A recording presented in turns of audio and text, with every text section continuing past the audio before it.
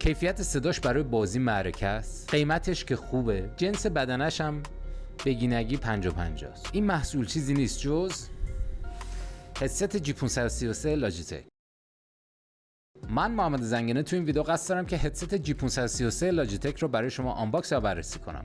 پس تا انتهای این ویدیو با من همراه باشید. قبل از اینکه به ادامه ویدیو بپردازیم، اگر که ویدیو ما رو در پلتفرم اینستاگرام مشاهده می‌کنید، ممنون میشم که ویدیو رو لایک و برای دوستاتون به اشتراک بذارید. و همینطور اگر ویدیو ما رو از سایت یوتیوب مشاهده می‌کنید، ممنون میشم که کانال ما رو سابسکرایب کنید. هدست جی 533 لاجیتک هدستیه که برای سال 2017 است و نباید توقع آنچنانی نسبت به فیچرهای امروزی ازش داشته باشیم. خیلی خب، بریم برای بررسی بسته‌بندی این محصول. همینطور که مشاهده می‌کنید روی بسته‌بندی این محصول عکس خود هدست، مدل هدست نوشته شده جی 533 وایرلس که مشاهده می‌کنید.